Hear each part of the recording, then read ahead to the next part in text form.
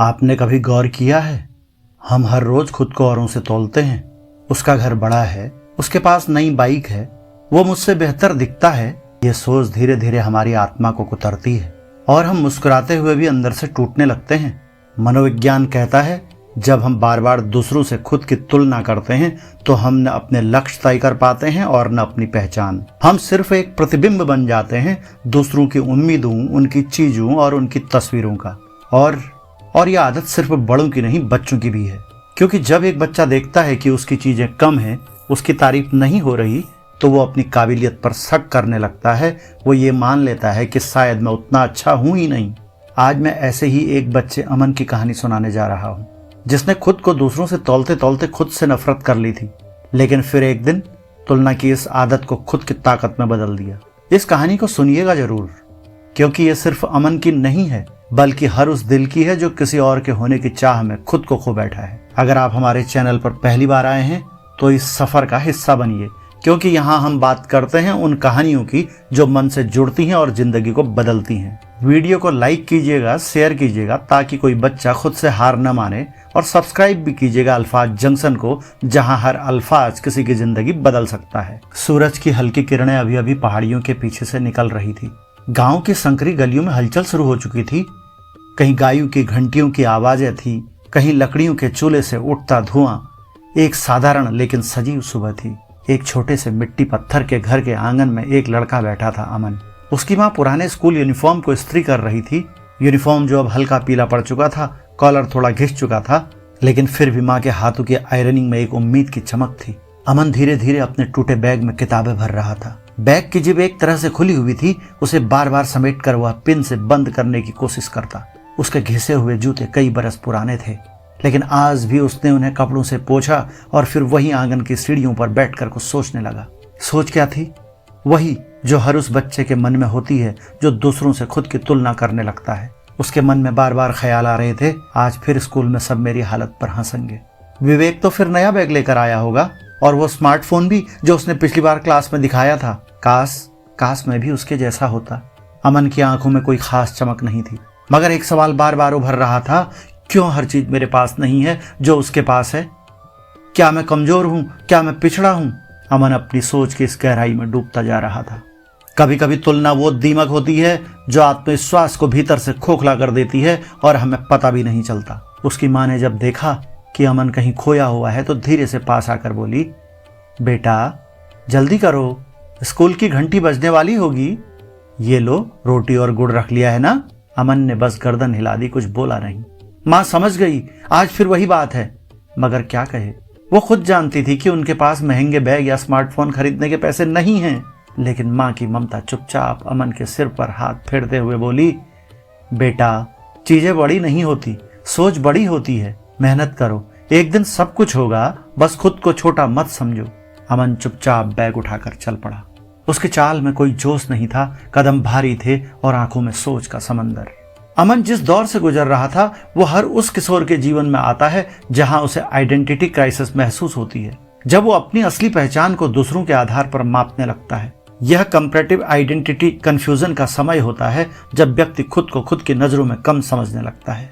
और बच्चों का दिमाग एक साफ स्लेट की तरह होता है, उस पर जो लिखा जाए वो उनकी पूरी जिंदगी का नजरिया बन सकता है, और जब उस पर लिखा हो तो उनके जितना नहीं है, तो वो सोच वहां से शुरू होती है जहां आत्मसंदेह जन्म लेता है।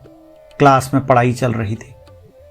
टीचर बोर्ड पर कुछ लिख रहे थे और बच्चे सवालों के जवाब दे रहे थे, लेकिन अमन तो बस किताबों को देख रहा था, पर पढ़ नहीं रहा था। उसके सामने तो जैसे एक और ही किताब खुली थी, तुलना की, खुद पर शक की और अंदर ही अंदर टूट जाने की। टीचर ने बोर्ड की ओर इशारा करते हुए पूछा, हाँ, ये सवाल कौन हल करेगा? पूरी क्लास में सन्नाटा था। टीचर की निगाह अमन पर पड़ी। अमन, तुम बताओ, तुम तो पिछली बार अच्छे नंबर लाए थे ना? एक पल को अमन की आंखों में चमक आई, लेकिन फिर उसी पल वो भी बुझ गई। अमन धीमे स्वर में बोला, सर मुझे नहीं आता। टीचर ने कुछ नहीं कहा, लेकिन क्लास में कुछ बच्चों के चेहरों पर हंसी की लहर दौड़ पड़ी। विवेक जो अमन के ठीक आगे बैठा था, फुसफुसाते हुए बोला, तेरे बस का नहीं है अमन, रहने दे तू। वो बात मजाक में कही गई थी, मगर अमन के दिल पर हथौड़े जैसे लगी। यह वही समय था जब अमन का मन सेल्फ डाउट के गहरे कुएं में गिर रहा था, जब इंसान दूसरों की बातों से ज्यादा अपने अंदर की आवाज को सुनने लगता है और वो आवाज कहती है तू नहीं कर सकता, तू काफी नहीं है, तेरे जैसे लड़के कुछ नहीं कर सकते, यह स्थिति लर्नेड हेल्पलेसनेस कहलाती है, जहां व्यक्ति खुद को असहाय मान लेता है भले ही उसके पास काबिलियत हो। छुट्टी के बाद सब बच्चे हंसते बोलते घर जा रहे थे। अमन अकेला चल रहा था। रास्ते में उसने देखा विवेक बाइक पर बैठकर जा रहा है, साथ में उसके पिता, और वो हंस रहा है, बोल रहा है, मस्ती कर रहा है। अमन का दिल और डूब गया। काश मेरे पापा होते तो शायद मैं भी बाइक पर बैठा होता। मेरे पास भी सब कुछ होता, किताबें, अच्छे कपड़े, बैग, स्मार्टफोन। काश मैं भी विवेक जैसा होता। वो घर पहुंचा, चुपचाप कमरे में गया और बिस्तर पर लेट गया। छत की ओर देखते हुए उसकी आंखों से आंसू निकल आए, पर आवाजें कोई नहीं निकली।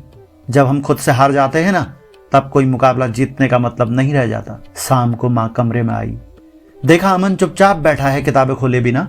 माँ ने पूछा, बेटा आज क्या हुआ स्कूल में? अमन ने कुछ देर खामोशी रखी, फिर धीरे से बोला, माँ मैं हार गया हूं। माँ चौंकी, क्या? किससे बेटा? खुद से, अपनी ही सोच से, अपने ही डर से। माँ पास आई, उसका सिर अपनी गोद में रखा और बोली, बेटा जो बच्चा खुद की हार मान ले वो दुनिया से कभी नहीं जीत सकता, लेकिन जो बच्चा ये समझ जाए कि हार असली नहीं, सोच असली है, वो फिर किसी से नहीं डरता। अमन ने पहली बार माँ की आंखों में देखा। वहां चिंता नहीं थी, सिर्फ भरोसा था। इस अवस्था में अमन कॉग्निटिव डिस्टॉर्शन का शिकार हो रहा था, खासकर नेगेटिव फिल्टरिंग, जहां व्यक्ति सिर्फ अपनी कमजोरियों को देखता है और अपनी अच्छाइयों को नजरअंदाज करता है। ये सेल्फ टॉक की शक्ति है। हमारा दिमाग वही मानता है जो हम बार बार खुद से कहते हैं। अगर कोई रोज खुद से कहे मैं बेकार हूं, तो वो सच में खुद को बेकार मानने लगता है। कभी कभी सबसे खतरनाक दुश्मन बाहर नहीं, हमारे अंदर होता है। वो आवाज जो कहती है तू कुछ नहीं कर सकता, लेकिन उस आवाज को बदलना ही पहला कदम होता है आत्मविश्वास की ओर। अमन की आंखों में अभी भी उदासी थी, लेकिन एक सवाल ने जन्म ले लिया था, क्या मैं वाकई इतना कमजोर हूं, या फिर मैंने खुद को कमजोर मान लिया है? अंदर एक बेचैनी थी, एक खालीपन, वो सवाल जो अब बार बार दिमाग में गूंज रहा था। क्या मैं सच में उतना कमजोर हूं जितना सब सोचते हैं? क्या मेरी हैसियत बस यहीं तक है? अमन को माँ की बातों में काफी सच्चाई नजर आ रही थी। उसी शाम अमन के चाचा वर्षों बाद गांव लौटे थे। वे पढ़े लिखे थे और मन के विज्ञान को समझते थे। अमन की उदासी उनसे छिपी न रही। उन्होंने अमन की माँ से अमन की उदासी और चिंता का कारण पूछा। अमन की माँ ने सब कुछ साफ साफ बता दिया। उस समय तो चाचा ने अमन से कुछ नहीं कहा। दूसरे दिन वे अमन के पास बैठे, उसका हालचाल जाना, स्कूल की, घर की, गांव की बातें की। अमन को विश्वास में लिया और अमन को तुलना करने के फायदे और नुकसान के बारे में बताया और कहा, अमन तुलना जानते हो क्या होती है? खुद को किसी और व्यक्ति से मापना या उसके साथ अपने को बराबरी या हीनता से देखना। और जानते हो, इसे सोशल तुलना सिद्धांत यानी सोशल कंपैरिजन थ्योरी कहते हैं। यह सिद्धांत मनोवैज्ञानिक लियोन फेस्टिंगर ने दिया था। इसके अनुसार इंसान दूसरों से अपनी तुलना करके अपनी क्षमताओं और उपलब्धियों का मूल्यांकन करता है। ये दो तरीके की होती हैं। एक अपवर्ड कंपैरिजन, जब हम खुद को किसी बेहतर से तुलना करते हैं, इससे प्रेरणा मिल सकती है लेकिन हीन भावना भी आ सकती है। दूसरी डाउनवर्ड कंपैरिजन, जब हम खुद को किसी कमजोर या पिछड़े व्यक्ति से तुलना करते हैं। इससे आत्मसंतोष आता है, लेकिन कभी कभी यह हमें आत्ममुग्ध भी बना सकता है। जानते हो तुलना से क्या होता है? तुलना से इंफीरियर कॉम्प्लेक्स, सेल्फ डाउट, आत्मविश्वास में गिरावट, डिप्रेशन और एंजाइटी, जुनून की कमी जैसी दिक्कतें हो सकती हैं। इसलिए अपनी खूबियों को पहचानना जरूरी है। दूसरों से नहीं, खुद से तुलना करें कि क्या मैं कल से बेहतर हूं, और जो हमारे पास है उसके लिए आभार व्यक्त करना सीखो। और उन लोगों को देखो जिन्होंने संघर्ष करके अपनी रफ्तार खुद तय की। अमन को चाचा की ये बताई बातें बड़ी पसंद आई। नकारात्मक तुलना से बचने के लिए चाचा ने अमन को कुछ महापुरुषों की कहानियां सुनाई। कुछ, अमन तुम्हें मोटिवेशन की आवश्यकता है, तुम इस मोबाइल में यूट्यूब चैनल खोलकर अल्फाज जंक्शन चैनल देखो, जो समस्याओं को मनोवैज्ञानिक तरीके से समझते हैं और उसका निदान भी मनोवैज्ञानिक तरीके से बताते हैं। अमन ने जैसे ही चैनल खोला, एक वीडियो की थंबनेल पर नजर पड़ी। तू खुद की नजरों में बड़ा बन जा, दुनिया तुझे खुद ही सलाम करेगी। कुछ सोचकर उसने प्ले बटन दबा दिया। वीडियो में आवाज गूंजती है, जब तुम खुद को दूसरों से कम समझने लगते हो, तब असल में तुम अपनी नहीं उनकी सोच को जीने लगते हो। लेकिन जिस दिन तुमने अपने आप से कहा मैं जैसा हूं वैसा ही काफी हूं, उसी दिन जीत की शुरुआत होती है। अमन की आंखों में चमक आ गई। उसने वीडियो को रोका नहीं, एक के बाद एक अल्फाज जंक्शन के 3 वीडियो देख डाले। हर एक लाइन, हर एक शब्द जैसे उसके दिल को छू रहा था। उसे लगा ये तो मैं ही हूं जिसके बारे में बात हो रही है। अल्फाज जंक्शन के इस वीडियो में डॉक्टर एपीजे अब्दुल कलाम की कहानी दिखाई जा रही थी और बताया जा रहा था जो बच्चा गरीबी में लड़ना सीख जाता है वो आगे चलकर करोड़ों में भी चमकना सीख जाता है। तू अकेला नहीं है जो टूटा है, बस फर्क बस इतना है कि कुछ लोग बिखर जाते हैं और कुछ निखर जाते हैं। इस मोड़ पर अमन के अंदर एक गहरी हलचल शुरू हो गई। वो जो अब तक खुद को दूसरों की चीजों से माप रहा था, अब पहली बार खुद से एक नया सवाल कर रहा था। क्या मेरी कीमत सिर्फ कपड़े, बैग या फोन से है?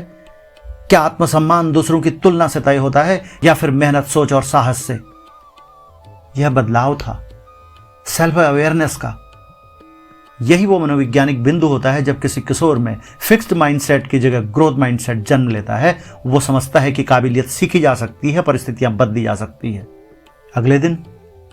अगले दिन वही स्कूल, वही यूनिफॉर्म, वही बैग, लेकिन आज अमन की चाल बदली हुई थी। अब उसकी नजरें जमीन नहीं देख रही थी, सामने देख रही थी। वही विवेक अब भी मजाक करता है। विवेक हंसते हुए अमन से कहता है, अरे अमन, तेरा बैग तो फिर से खुला हुआ है। लेकिन अमन अब हंसकर जवाब देता है, हां खुला है, लेकिन दिमाग अब बंद नहीं है और हौसला हमेशा से फुल है। विवेक चुप हो जाता है। टीचर क्लास में सवाल पूछते हैं और इस बार अमन बिना डरे हाथ उठाता है। टीचर अमन से कहते हैं, वेरी गुड अमन, अब यही आत्मविश्वास चाहिए। जिस दिन एक बच्चा खुद पर यकीन करना सीख जाए, उस दिन दुनिया के सबसे महंगे स्कूल भी उसकी बराबरी नहीं कर सकते। अब अमन किताबों को सिर्फ परीक्षा के लिए नहीं, अपनी किस्मत बदलने के लिए पढ़ता है। अब वो दूसरों को देखकर रोता नहीं, खुद को देखकर मुस्कुराता है। और सबसे बड़ी बात, अब वो जैसे ही कोई मोटिवेशनल वीडियो देखता है या फिर कोई मोटिवेशनल किताबें पढ़ता है तो वो बस सुनता नहीं या पढ़ता नहीं, बल्कि महसूस करता है। यह हम सब के लिए जरूरी है कि हम तुलना करना बंद करें। हर किसी का सफर अलग होता है। हालात चाहे जैसे हों, सोच को ऊंचा रखें। सोशल मीडिया पर दिखने वाली चीजें जिंदगी की सच्चाई नहीं होती। अगर तुमको कोई रास्ता नहीं दिख रहा है तो खुद रास्ता बनो। और याद रखो, तुम्हारी पहचान तुम्हारी मेहनत से बनती है, तुम्हारी चीजों से नहीं। गांव के स्कूल में साल में एक बार छोटा सा कार्यक्रम होता है जिसमें बच्चे भाषण, कविता या अनुभव साझा करते हैं। इस बार का विषय था तुलना से आत्मविश्वास तक का सफर। टीचर ने कहा, जो बच्चा अपने अनुभव बांटना चाहे, मंच खुला है। कुछ बच्चे हिचकिचा रहे थे। तभी पीछे से आवाज आई, सर, मैं कुछ कहना चाहता हूं। सबने पीछे मुड़कर देखा। यह अमन था, वही अमन जो कुछ महीने पहले अपनी आवाज तक नहीं उठाता था। अब सामने खड़ा था, माइक के सामने, भीड़ के सामने, अपने डर के सामने। अमन मंच पर आया, माइक पकड़ा और बड़े आत्मविश्वास के साथ बोला, नमस्ते साथियों, मैं अमन हूं और मैं आपसे आज अपने बारे में कुछ कहना चाहता हूं। कुछ ऐसा जो शायद आप में से कई लोग महसूस करते हैं पर कह नहीं पाते। मैंने भी सोचा था कि मैं किसी लायक नहीं हूं, क्योंकि मेरे पास महंगे कपड़े नहीं थे, क्योंकि मेरे पास मोबाइल नहीं था, क्योंकि मेरे पास पिता नहीं थे। लेकिन आज मैं समझता हूं वो सब मेरी कमजोरी नहीं थी, मेरी ताकत थी। आज मैं जानता हूं जो बच्चे दर्द में पलते हैं वही दुनिया को हिला सकते हैं। मैंने ये सीखा बहुत सारी किताबों से और एक ऐसे यूट्यूब चैनल से जिसका नाम है अल्फाज जंक्शन, जहां हर शब्द ऐसा था जैसे मेरे लिए लिखा गया हो। आज मैं आप सबसे कहता हूं, दूसरों से मत डरो, तुलना मत करो, खुद से सवाल करो और खुद ही जवाब बनो, क्योंकि किसी और की पहचान बनने से अच्छा है तुम अपनी पहचान खुद बनो। अमन की बातें सुनकर कुछ बच्चे रो पड़े। कई लड़कियों ने पहली बार हाथ उठाकर कहा, सर, अगली बार हम भी बोलेंगे। एक छोटा बच्चा मंच के पास आया और बोला, अमन भैया, आप जैसा बनना है। इस घटना ने स्कूल का माहौल ही बदल दिया। बच्चों ने प्रतियोगिता में भाग लेना शुरू किया। तुलना की बातें धीरे धीरे कम होने लगी। जब कोई बच्चा अपनी जैसी स्थिति से निकलकर कुछ भी बड़ा कहता है तो बाकी बच्चों को लगता है अगर वो कर सकता है तो मैं भी कर सकता हूं। यह होता है पीयर टू पीयर इंस्पिरेशन, जो टीचर या माता पिता नहीं, एक बच्चा दूसरे बच्चे को दे सकता है। अब स्कूल में एक प्रेरक वक्ता बन गया है। वो अपनी एक पुरानी कॉपी में हर दिन एक लाइन लिखता है, एक नया विचार, एक नया अल्फाज। उसकी कॉपी के आखिरी पन्ने पर लिखा है, अब मैं दूसरों से आगे निकलने की नहीं, खुद को हर दिन बेहतर बनाने की दौड़ में हूं। कभी कभी जिंदगी तुम्हें तोड़ती है ताकि तुम खुद को जोड़ सको, और जब तुम खुद को जोड़ लेते हो तब तुम सिर्फ इंसान नहीं रहते, तुम कहानी बन जाते हो। और ऐसी ही एक कहानी का नाम है अमन।